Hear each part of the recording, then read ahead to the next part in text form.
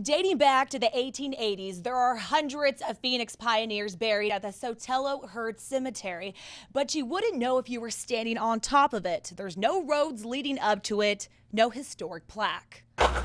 Some stories are buried deep. Joe Castillo, 28 years old, died in 1921. Untold. And he died of tuberculosis. All but forgotten. People like Carmelita Abril, 10-month-old. 400 of those stories, pioneers from 100 years ago, lie here beneath an acre of land in the middle of South Phoenix. Nobody even knows it's a cemetery. Frank Barrios was just a young man when he was told about the unmarked mounds of rock. And all that's left is the foundation. It's the sacrilege what's happening here. From a time when people were too poor for proper headstones. Had they been rich with a lot of money, they would have been in the history books. Nowadays, there's not even a road to reach the Sotelo-Heard Cemetery.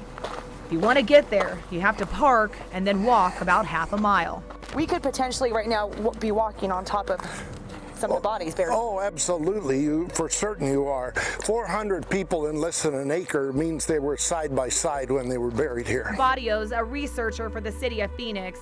This all once was part of the Heard Ranch, cattle ranch. Tasked with identifying historic properties. But many of the headstones were stolen in the early years. He believes this is the final resting place. That's Broadway over there, yes. Of cowboys. That probably is a body here. Their wives and children who likely died during childbirth. You're talking about 1880, 1890 was the first one buried. The last one would have been the 1920s. In 2005, the nonprofit Trellis purchased this land, cemetery included, with plans to build affordable housing on it. There was going to be parking. We were going to beautify the cemetery.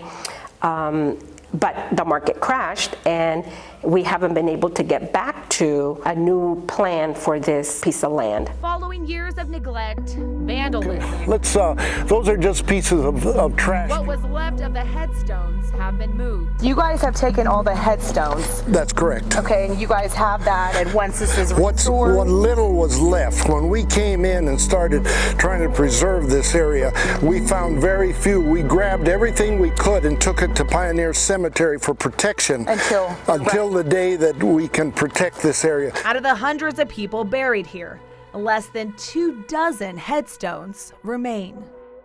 They tried to put a fence around that acre of land, but they say the chain link fence was stolen, so now they want to build a stone fence as well as a plaque. If you'd like to donate to the cause, all you have to do is look up Pioneer Cemetery Association. Go to their website and you can donate there.